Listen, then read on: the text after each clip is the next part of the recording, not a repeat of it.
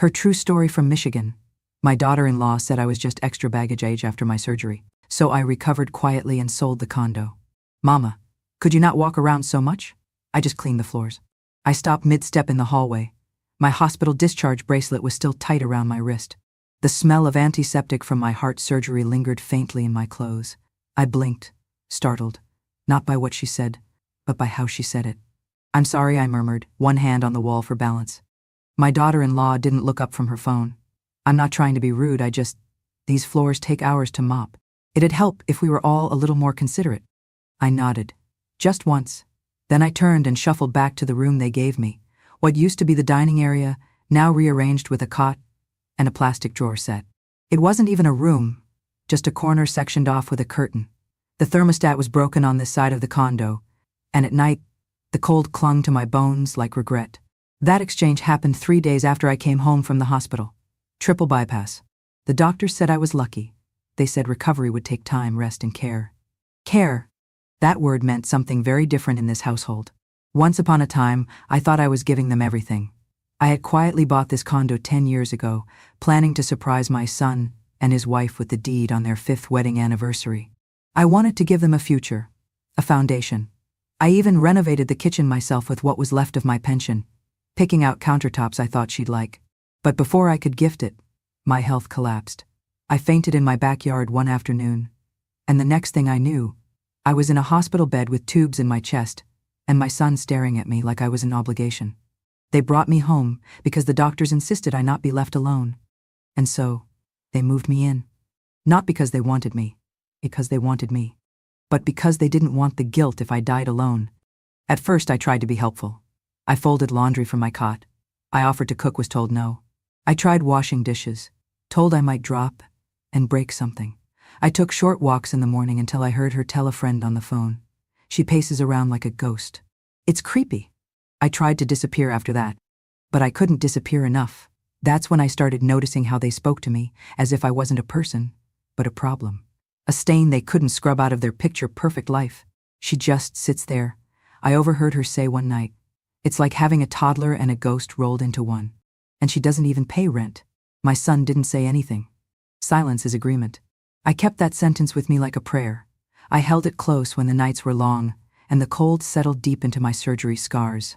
They thought I was a burden, an extra mouth, a mistake they were too polite to kick out. What they didn't know. This home, this 3-bedroom condo in a quiet Michigan neighborhood with lake access and cherry trees, still had my name on the deed. Sole owner, Evelyn M. Parker. They never asked. They assumed. I suppose they thought I'd signed it over years ago. I didn't. I couldn't. Something in me, some old whisper of survival, told me to wait, just in case. And now, as I limped through the days, careful not to make noise, careful not to mess up the floors, I started paying attention. I started listening to what they thought I couldn't hear. One morning, I was pouring myself a glass of water, slowly, carefully, when my daughter-in-law walked in and froze. "Oh," she said flatly, "I thought you were still sleeping. I wasn't supposed to be awake. I wasn't supposed to be standing. I wasn't supposed to be here." That's when I realized I wasn't a person to them. I was background noise, furniture, luggage from a trip no one remembered taking, a parasite in my own home. But I smiled anyway. "I'll be out of your way in a second," I said, moving slower than ever.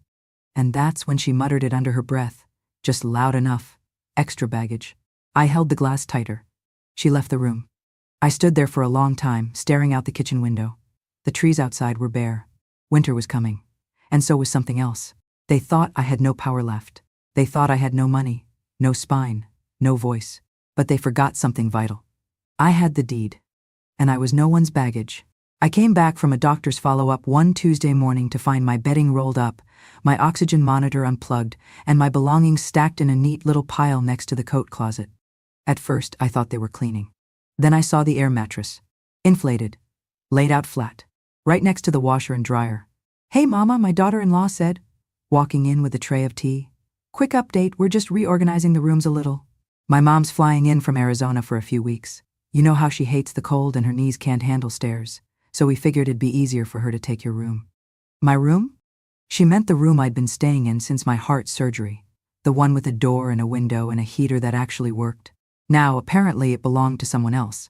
I didn't ask questions. I didn't argue. I just nodded like I always did. But don't worry, she added, placing the tray on the kitchen counter. We made it nice and cozy in there. There's a nightlight and everything. There, of course, meant the laundry room. Technically, it was more of a utility closet. No windows, no closet, just linoleum flooring, exposed pipes, and the steady, soul-crushing rhythm of the washer's spin cycle.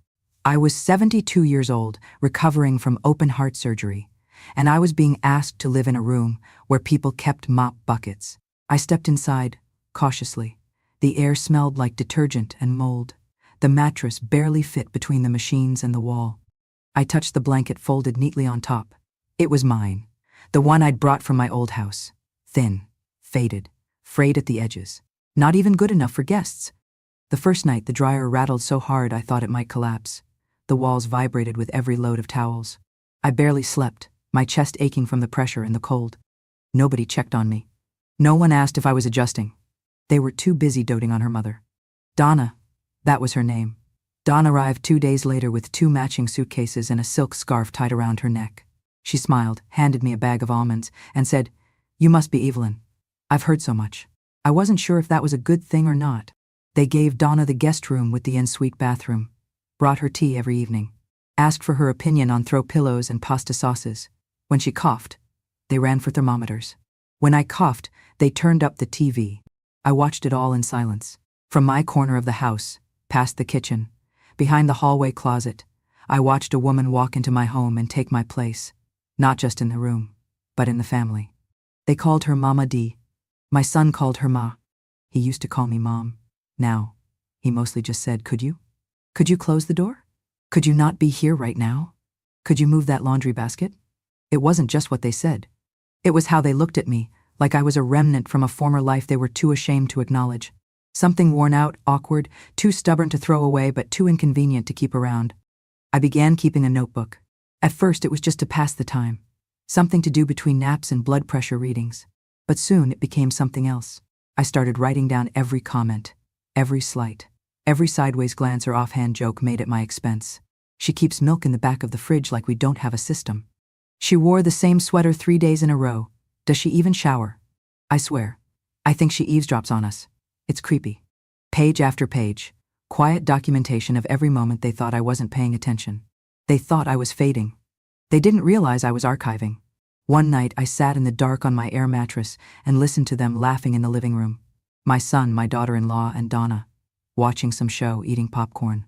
I hadn't been invited. Donna laughed so hard she wheezed. My son rushed to bring her water. I clutched the notebook tighter and whispered into the dim room, "You're not invisible. You're not crazy. You're not done." I wasn't sure who I was talking to, me, or someone I used to be. But I knew one thing.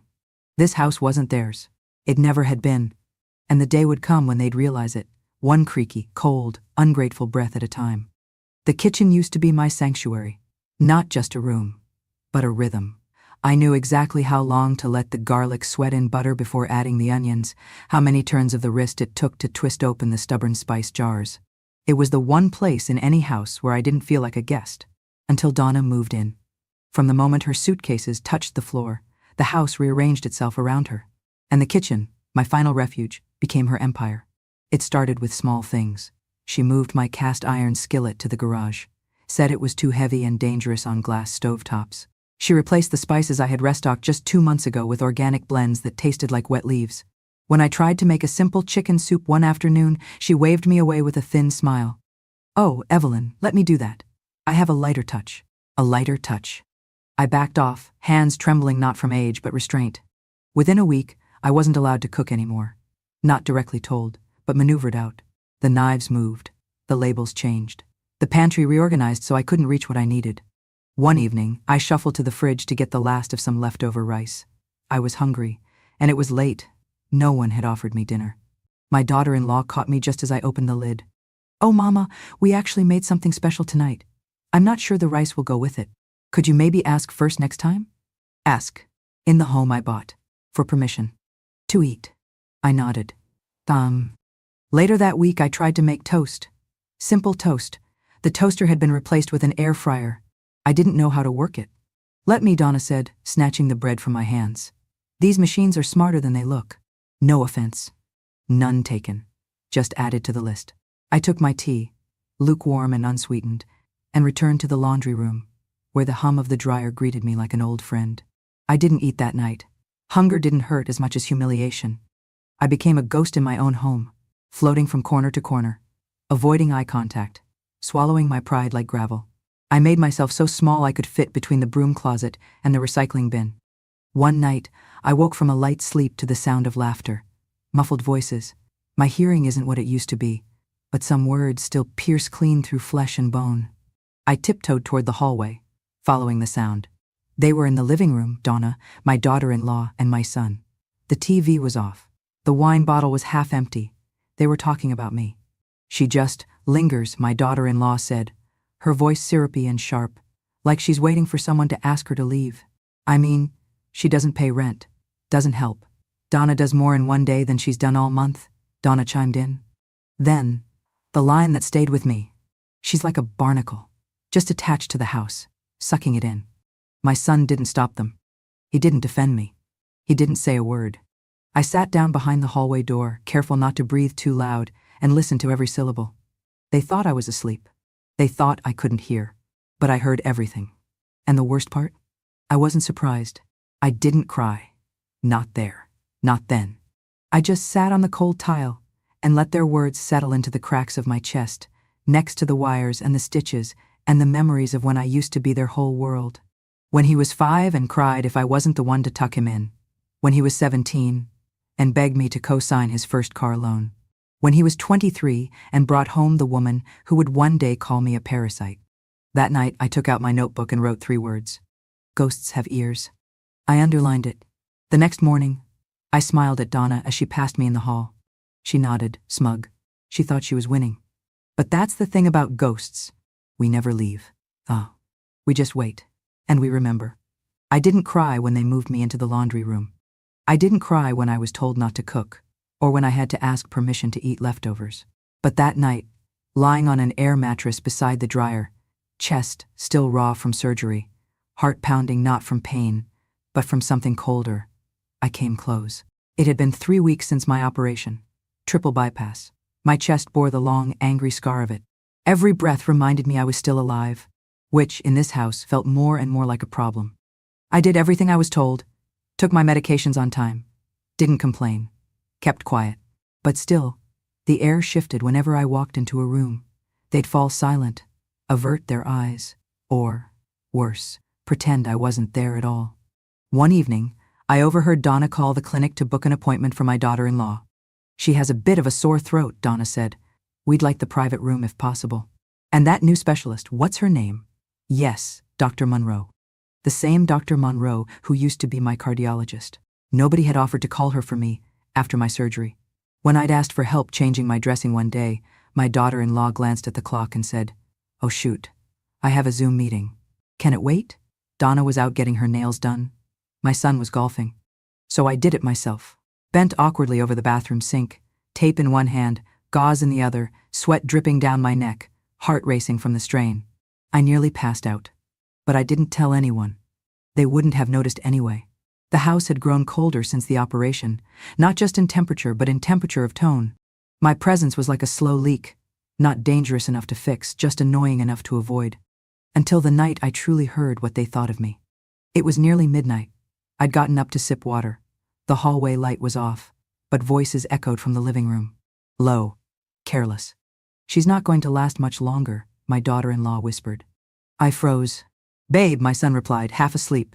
"Don't say that." "I'm just being honest," she said, her voice sharper now. "She's declining. And when she's gone, the condo is ours." There was a pause. Not silence. Just agreement dressed in hesitation. "I mean, legally, right?" She pressed. "She never signed it over. But she doesn't have a will. So we inherit. Automatically." He didn't respond right away. Just sighed. "Yeah, I guess." I pressed my back to the wall.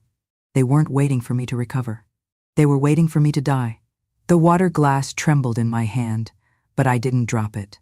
I made no sound, just turned around, step by aching step, and returned to the room that wasn't a room, where I stared up at the ceiling and felt something inside me turn solid. They thought I was weak. They thought I was done. They thought I had no plan, no power, no idea. They were wrong.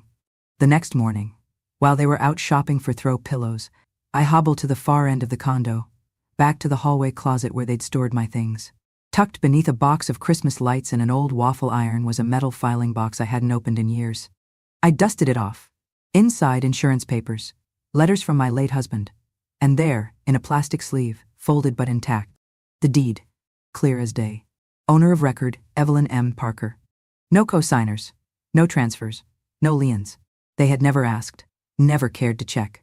They assumed, as people often do when dealing with the elderly, that I was forgetful, that I had no memory, that my generosity was blind and my boundaries long eroded.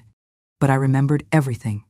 I remembered the lawyer I'd used, the fees I paid, the day I walked out of the county office with my name etched in black ink. I stared at the paper for a long while. Then I folded it back and placed it carefully in a new envelope, one that I labeled, in crisp handwriting, to be opened in the event of disrespect. Later that week, I watched them toast to new beginnings with Donna in the living room. I sat quietly in the corner, sipping my weak tea. I didn't smile. I didn't speak. I just stared through them and thought, you want this house. You'll have to earn it. And you've already failed the test. The paper was smooth beneath my fingers, too pristine for what it held. That morning, I sat at the edge of my mattress in the laundry room, the metal filing box open in front of me, the deed unfolded with quiet reverence. It felt like holding my younger self in my hands. I hadn't seen this document in over a decade. I hadn't needed to. Because I remembered. I remembered the cold steel chair in the clerk's office. I remembered the notary who shook my hand and said, "It's all yours now, ma'am." I remembered how proud I felt walking out into the autumn air, knowing I had secured something lasting for my son, a home, a future. But I had never signed it over. Not officially. The paper said so in plain type. Owner, Evelyn M. Parker. Sole proprietor. No co-owner, no joint tenancy, no transfer of title. They didn't know, or maybe they assumed the paper had changed with the years, that generosity would somehow sign its name in ink. They thought I'd forgotten. They thought I was just an old woman living on borrowed time. They didn't realize I had never borrowed a thing in my life. Everything I had, I earned, with sweat, sacrifice, and silence. And now, I held the last piece of leverage I would ever need. I tucked the deed into a folder and placed it beneath my pillow, then waited until the house emptied for the day, my son at work, my daughter-in-law at brunch, Donna at her weekly hair appointment. I used that rare silence to do something I should have done years ago. I picked up the phone and dialed a number I hadn't called since my husband passed. Franklin Law Group, a young voice answered. "Is Walter still there?" I asked. There was a pause. "Walter Franklin?" "Yes." He's retired, but wait, are you Evelyn?" "Yes." Another pause. Then, "He left a note on his file for you. Said if you ever called, we were to patch you through to his personal number." A click, then a long ring. And finally the voice I remembered, slower now, raspier, but unmistakable. "Well, I'll be," he said. "Evelyn Parker. I was just wondering when you'd finally get tired of being quiet." I smiled, but not with my mouth. "I'm ready to make some changes," I said. Over the next hour, we spoke in detail. He remembered everything, my late husband's will, the purchase of the condo, even the clause I insisted on back then, sole ownership with retained right of survivorship, unless otherwise assigned. He chuckled. "Smartest thing you ever did was keep it in your name." "I need to revise my will," I said. "Got a pen?" he replied. That night, while the family gathered to watch a movie I wasn't invited to, I sat in the laundry room drafting a new will. Walter emailed the paperwork. I printed it at the FedEx down the street the next morning, taking a slow walk through the frost-bitten sidewalks of Michigan like I was 20 years younger. The new will was simple. In the event of my death, the condo was to be donated to a local women's shelter for single mothers rebuilding their lives. All remaining assets, including my pension, jewelry, and savings, were to go to 2 charities I had supported for years. My son and his wife were to receive nothing, not out of spite, but out of clarity. They had made their feelings toward me abundantly clear. They had treated me as a burden, and so I lifted that burden from their lives by removing myself and the benefits that came with me. Walter said he'd send a notary to the house for signatures. I told him not to worry. I had 2 old friends at the senior center who owed me a favor. Witnesses were no problem. That night, as I slid the signed will back into the same filing box where I'd found the deed, I felt something I hadn't felt in years. Control. Not the kind that screams, not the kind that threatens, The kind that sits in silence in the still hours of the night, knowing it no longer owes anyone anything. They still thought I was sleeping all day. They still thought I was waiting for death. But I was wide awake, and I was planning. Some betrayals don't come with shouting. They arrive in whispers, behind closed doors, or through half-heard phone calls at the wrong, or perhaps perfectly right, time. It was early afternoon, the day after I signed my revised will. I had come back from a walk, slow, deliberate, a ritual now. My legs were stronger, my heart more stable, but I kept my fragility visible. It gave them comfort to think I was fading. As I reached the hallway, I heard my son's voice. He was in the kitchen, pacing. He always paced when he lied. "Yeah," I checked, he said. "No, it's still in her name. But look, the bank said we could move forward if we had a signature. Doesn't have to be notarized." A pause. "Then she's old, man. She won't know." "Hell, I could sign for her. Her handwriting's like chicken scratch anyway." I stopped breathing. Every word after that felt like glass. "I know it's fraud, technically," he said with a laugh. "But it's not like she's gonna sue us. She can't even open a PDF." Silence on the other end. Then my son again. "We need the loan. Okay. This kitchen remodel isn't gonna pay for itself." A kitchen remodel. He was willing to forge my signature for granite countertops. I stepped backward, quietly, back into the laundry room, closed the door without a sound. My hands didn't shake. My chest didn't ache. This time I wasn't broken. I was clear. I picked up my old flip phone and called Walter. "They're trying to take a loan out on the condo," I said. There was no shock in his voice, only readiness. "Do you want to sell?" "Yes," I said. "Immediately." He paused. "You sure?" I gave them my health, my money, my silence. I am done giving. By nightfall, the listing paperwork was in my email. Walter already had a buyer lined up, an old client, a widow looking to move closer to her daughter. Cash offer. No inspection required. I printed it at the library, signed it at a cafe 3 blocks away. Walter handled the rest. We set the closing date for 10 days later. 10 days.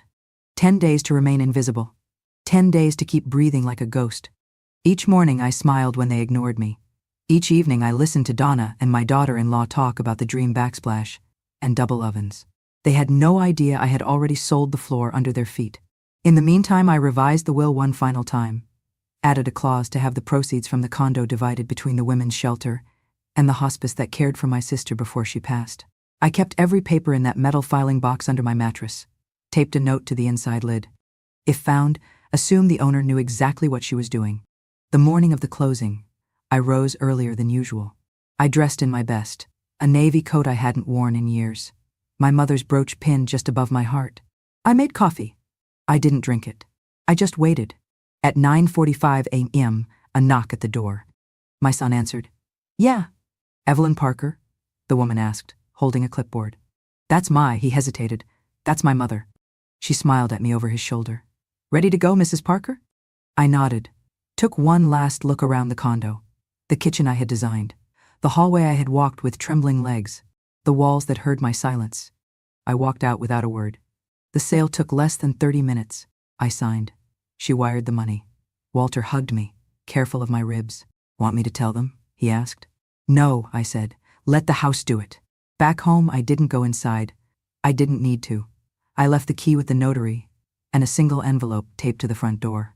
They would find it eventually. Inside, a copy of the deed transfer, the final will, and a handwritten note. This home belonged to me, not just on paper, but in memory, in sacrifice, in silence. You were never the heirs. You were just the tenants, and the lease has expired. That night, I checked into a private care facility Walter recommended, quiet with gardens and books, and no spin cycle humming in my ear. For the first time in months, I slept without flinching. And I dreamed not of revenge, but of space. The kind of space only freedom can buy. The morning they planned to visit the bank with forged paperwork was the same morning I left without saying goodbye. They had no idea I knew. No idea I had already sold the home they thought they could steal. At 6 a.m., I slipped on my navy coat, the same one I wore the day I closed the deal, and packed the last of my belongings into 2 suitcases. Nothing extravagant, just the essentials. My notebooks, my photos, my dignity. By 6:30, a discreet moving company I'd hired arrived, 2 kind young men who didn't ask questions. I pointed only to the items I had purchased myself, my books, my tea kettle, a few antique frames. The rest I left behind, like shedding old skin. By 7:15, everything I wanted was loaded into their van. By 7:30, I locked the door one final time. But I didn't leave it empty. On the kitchen table, where they often laughed and drank wine without me, I placed a wooden box, polished, unlocked, and carefully centered beneath the overhead light. Inside it were 3 things. 1. A copy of the signed and sealed purchase agreement. 2. The wire confirmation that the sale had closed. 3. A copy of my new will, cold, unambiguous, legally binding. And on top, folded with precision, a single sheet of notepaper. I wrote in my cleanest, calmest handwriting. You had a home because I gave it. Now you have a lesson because you took too much. Evelyn M. Parker. No threats. No accusations. Just the truth. At 8 a.m., the car Walter had arranged pulled up to the curb. Ready, Mrs. Parker? The driver asked, holding the door. I took one last look at the building. The place where I once planned surprise gifts and homemade dinners. The place where I was reduced to whispers and empty plates. Then I got in. The assisted living residence wasn't some dreary institution. It was a dignified, sunlit campus overlooking a quiet pond, filled with lilies and geese. I had paid for 2 years in full, using a portion of the condo sale. The rest, as Walter ensured, was already moving into the charities I named. I was greeted with chamomile tea and a clean, heated room. They had my name on the door. Not Mama. Not extra baggage. Evelyn M. Parker. By noon, I was unpacked. By evening, I was reading again, something I hadn't done in months. Back at the condo, they were likely walking in, expecting keys, expecting control. Instead, they'd find a table with nothing left around it. No inheritance, no mercy, no warning. Only the echo of their own words and the woman they thought couldn't hear. That night, I slept with the window open. The breeze smelled like lavender and closure. They must have arrived in the afternoon, shopping bags in hand, maybe still laughing about tile samples and mortgage rates, maybe still convinced they had the world wrapped around their entitled little fingers. Then they saw the open door. Then they saw the empty closets. Then they saw the box. Not hidden, not locked, just waiting, patient, polished, and final. Inside, the original deed, showing my sole ownership, the finalized sale contract, sealed and signed, the will that excluded them completely, and at the top, on cream paper with gold-trimmed edges, the note I knew they would never forget. This was once meant to be a wedding gift, but gifts are for the grateful, not for those waiting for someone to die. Evelyn M. Parker. I imagine the silence was deafening. I imagined Donna reading it twice, then again, unable to believe. I imagined my son staring at the papers, realization dawning too late, that his mother had been watching, remembering, calculating. They tried calling me. 5 times, then 6. Then from Donna's phone, then blocked, then private. I didn't answer. I wouldn't give them that. They didn't deserve my voice. They had ignored it for too long. In my new home, someone else answered when I rang the bell, smiled when I walked into the dining room, called me by name. At sunrise, I walked the garden paths with a nurse named Helen, who liked to hum old gospel songs. At night, a volunteer read aloud to me from dog-eared novels, pausing whenever I laughed or teared up. I was no longer in the background. I was seen. I was known. And for the first time in a decade, I slept through the night dreamless, peaceful, whole. No ghosts. No whispers. No spinning dryer to drown my dignity. Just me. Still standing. Still here. Still Evelyn. It was a quiet Tuesday in April when Margaret knocked gently on my door. She never barged in, always gentle, always respectful. The kind of woman who folded her pain into corners and stitched her wisdom into small talk. Evelyn, she said, peeking her head in, you remember Joan, don't you? From water aerobics? I nodded. Joan had a limp and a laugh like wind chimes in a storm. She used to teach bookkeeping and always wore brooches shaped like birds. Well, Margaret said, stepping inside, she's also Donna's cousin. I put down my tea. She sat beside me, lowered her voice, not out of fear, but the solemnity reserved for truths that have waited their turn. They're divorced, she said. Donna and your son. I didn't flinch. 3 months after you left. Apparently things fell apart fast. I said nothing. Margaret took my silence as an invitation to continue. She always did. Joan said the day your son came home and saw that box on the table, he didn't yell, didn't throw things. He just sat down on the floor like a boy who lost his shoes in a flood. Donna cried. Real, ugly cried. Not because she was sorry, but because the house was gone. The dream kitchen. The inheritance. The easy life. I stirred my tea. quietly. Margaret leaned closer. He tried to save it, tried to get her to stay. But you know what she said? I looked up, mildly curious. She said, "You let her rot. What else do you let happen under your nose?" That made me blink. Once. Turns out, Margaret added, Donna didn't like poor men.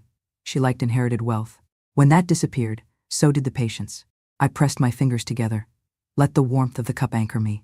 She moved back to Arizona, Margaret said. Left him with debt and the kind of reputation a man can't polish. Joan said he's living in a studio apartment now. No car, no Donna, and no mama to fix it. I let out a breath I hadn't known I'd been holding. It didn't feel like relief. It felt like truth finally sitting down beside me. He deserves better, I said quietly. Margaret raised an eyebrow. After what he let happen.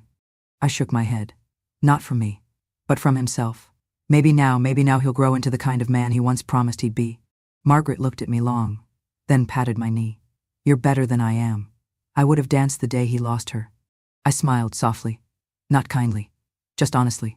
Losing someone you never truly had isn't a tragedy, I said. It's a revelation. In the months that followed, I heard little else about him. Only that he'd taken up carpentry, building shelves for people who could afford more than he ever would again. The irony didn't escape me. Sometimes I wondered if he remembered the day he asked me to move in. The promises he made. You'll have your own space, Mom. We'll take care of you. This is your home too. Sometimes I wondered if those promises were ever real, or just words people say to old women when they need her signature. But I didn't dwell. Instead, I kept walking the gardens each morning, kept showing up to book club, where we debated Tolstoy like the world hadn't betrayed us, kept receiving postcards from the charities I donated to, the ones who named a reading room after me. No plaque could replace a son. But it didn't need to. Because peace doesn't always come in the shape of reconciliation. Sometimes it comes as a closed door, with no one knocking from the other side. And sometimes, that's enough. Have you ever felt invisible? Not because you were quiet, but because they chose not to see you. Have you ever stood in a room full of your own family and felt like a stranger?